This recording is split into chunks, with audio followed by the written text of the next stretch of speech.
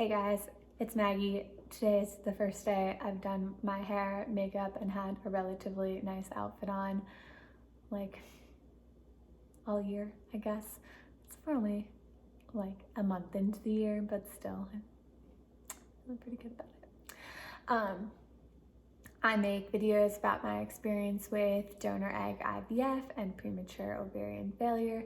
Today I want to talk about traveling for IVF treatment, especially in the time of COVID. I've made other videos about traveling for treatment. Our clinic is in California. We live in Iowa.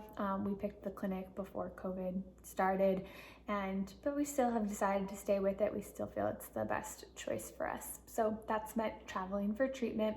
We've been out to California 3 different times, and each trip is different, mostly because of COVID's impact, partly based on just the nature of IVF. The first trip was pretty long. I think it was about 7 weeks long, partly because of how the treatment was going, partly because at the time there was a quarantine rule if you were coming in from out of state, so we had to do all the transfer prep out in California. After vaccines became available for everyone and we were vaccinated travelers, I guess even if we weren't vaccinated travelers, there's still no quarantine rule if you're coming from a different US state to California. I'm not sure what the rules are if you're coming from out of the country or what the deal is on that. And even if I was, it would probably change pretty soon. So yeah, we on our last 2 trips, we've been able to start some of the monitoring and transfer prep prior to traveling. It's been a shorter trip, which is nice because it's just hard to be away from home. No matter how nice your destination is, it's nice to go home, especially going through something like IVF. You just want the comforts of your own place. And yeah, I feel like that's what I miss the most when I'm away, because we don't stay in 5-star hotels or anything when you're away, but no destination is as nice as my home. Even in January in Iowa, I still would rather be home than in a random Airbnb. So the first thing I want to talk about with my traveling advice that I've kind of picked up on is traveling with your medications. It's going to be the most important thing that you bring with you, because that's the point of your trip, is your IVF treatment. So I don't do anything super fancy with my medications. I use this makeup bag. I really do like this makeup bag. It's like you can lay it out flat and then kind of wrap it up. I wish it were slightly bigger, but it works better for makeup probably than it does for IVF medication. So I have like all my pill containers, syringes, all of that in here. I do keep everything in the original packaging because it has my prescriptions on there. You may not be aware of this if you haven't gone through it, but your syringes are going to be prescribed to you. So for TSA, it's nice to have the prescription there as a backup. My doctor also wrote me a letter to get through TSA. The TSA has never asked for it. But then it's just nice to have the labels. I keep all the pills in their original containers for the prescription reason, but then also because then I don't have to figure out which pill is which. I know some people like the daily pill organizers. That's not for me. It's just extra and unnecessary. And I tried to pack pretty much all of my medications in my carry-on. I had some extras, like just in case I needed it, because the length of your travel can depend.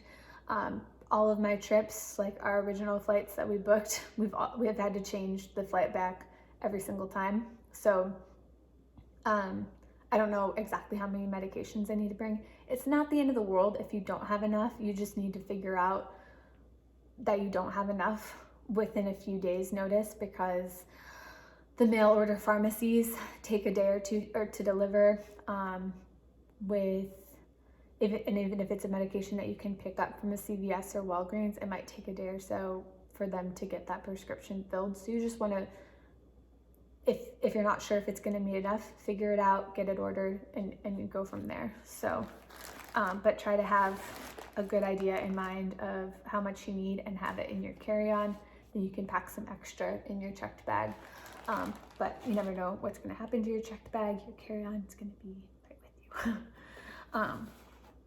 If you have to travel with medication that needs to be refrigerated, I really like these bags. It's based on the name brand that I heard of is a Freeze It bag.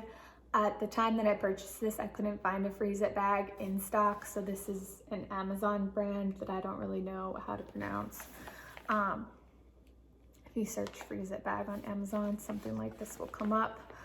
It has a freezer pack built into the lining of the bag.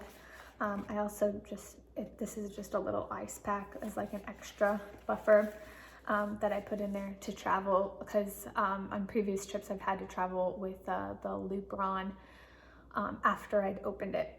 So it needs to be cold based on the instructions that I had, so I thought that this was helpful. And it's also just been a nice thing to have for like snacks and stuff outside of travel for IVF. Another thing that I think is a good idea is to have like just a small little container. This is technically for salad dressing, but you know, if on a day of your trip you're going to be out and about. For example, we traveled to Southern California. One day we decided to go to Joshua Tree National Park, so to keep medications that you might need to take throughout the day in a little container, so you know right where it is. It's not in your purse getting lint all over it. It's nice to have that. So next is just my advice on like where to stay, what to get. We really liked staying in Airbnb, or you know, there's other brands of that like Vrbo or whatever, but staying in an Airbnb has been nice, especially in COVID. Figuring out like having a place to make your own food has been nice for me. For one, the COVID risk of going out to eat is more than I'm willing to risk while doing IVF, because I've seen transfer cycles get canceled because the woman, or I guess in some states the partner too, or you know, it's canceled because of getting COVID. So it's more than I'm willing to risk, like to go out to eat, especially at this time. Like when we last traveled relatively recently, it was like when Omicron was spiking, and it's just not worth it for me. I understand that everyone has a different risk tolerance with it, but for me, COVID risk means not going out to eat. Pretty much exclusively. We've done some like pickup or delivery type stuff, but for cost reasons, I also like to eat at home.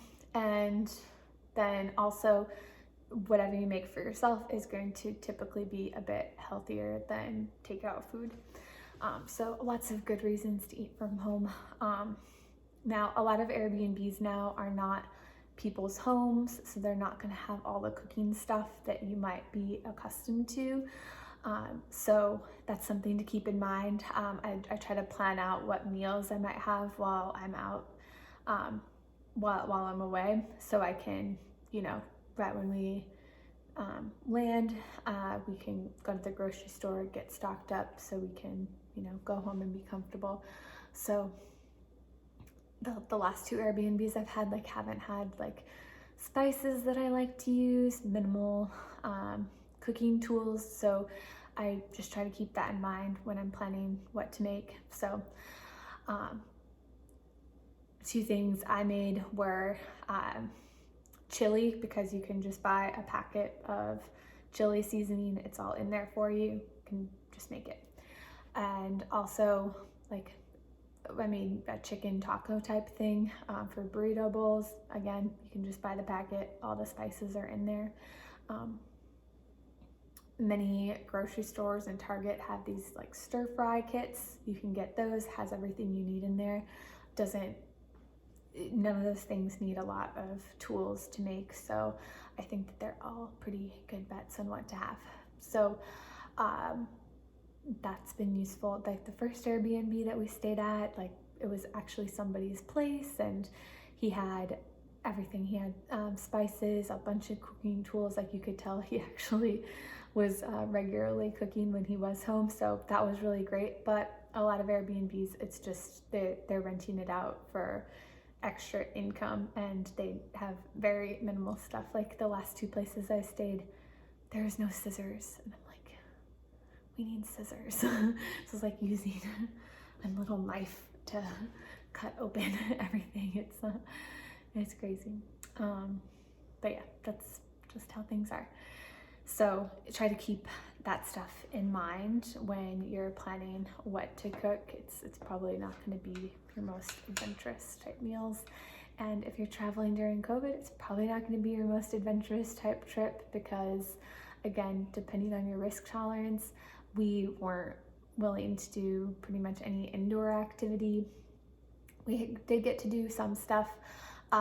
We had one trip that was pre-vaccination that we pretty much didn't do anything, but our 2 other trips have been post-vaccination, which kind of opens stuff up more. And but you know, going to national parks, doing just anything outside is a nice option to do, especially if we're in Southern California and we're from Iowa, traveling during the winter. It's nice to go outside. I recommend highly getting your own car, especially or not your own car, but your own rental car, especially depending on where you're traveling to. Los Angeles is very car-based city, so just making sure we had dependable transportation to get to and from appointments, and then also to and from the grocery store, pharmacy, like whatever we needed to do, we had the option to do with our own car. And that's something you'll want to factor in with your Airbnb, because you want to make sure you have a dependable place to park and not have that extra stress to figure out what you're gonna do with the car when you're not driving it. Yeah. Then back to packing. As far as clothes that I brought, lots of more comfortable type clothes. Try to find an Airbnb that has laundry, so you can have the option to do laundry at the place. Dishwasher is also nice, depending on your tolerance for doing your own dishes. I feel like if you already have a dishwasher at home, it's hard to go to hand washing everything. But if you're already used to that, it's probably not as big of a deal to you. But it's nice to have the dishwasher, what can I say? But I understand a lot of rental places everywhere don't have dishwashers because it's just one more thing for a landlord to fix and be responsible for. So I get it. Then every single trip that we've taken, we've had to change our flights. I think I mentioned that earlier in the video. So keep that flexibility in mind with booking your travel. What is the airline's policy if you need to change your flight? If you need to make it earlier or if you need to make it later, what's the deal? What's going to happen? Is there a ticket that you can book that's more flexible? Do you need travel insurance? What's the deal? What potential penalties are you looking at? And just do cost benefit of what that means for you, because you kind of have an idea of how it might go before you go out there, but you just don't know how it's going to actually go until your doctor says so. So you just need to be okay with that and know what you're getting into with traveling, and try not to waste money with that. Then also keep that in mind for how much you're packing for clothes. You know, if you have the laundry situation, it's not that big of a deal. But if you don't, there's certainly laundromats and stuff around that you can figure it out. Or, you know, you could buy new clothes if you wanted to. Then also your medications. So when your doctor prescribes medications at the beginning of a transfer cycle, they're probably going to give enough for you to get through your whole calendar.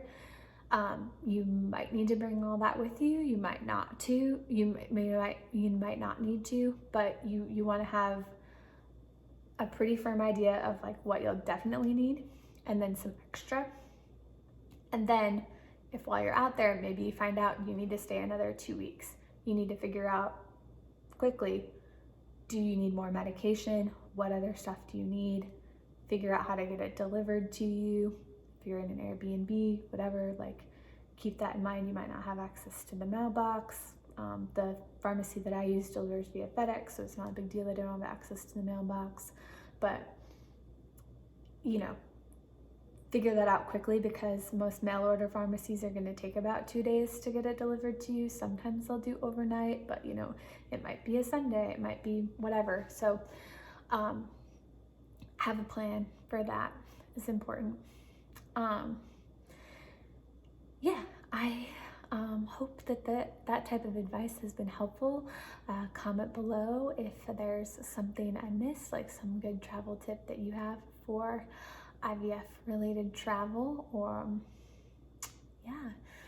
it's a very niche skill that I feel like I'm building. But thanks so much for watching today. I will talk with you guys again soon.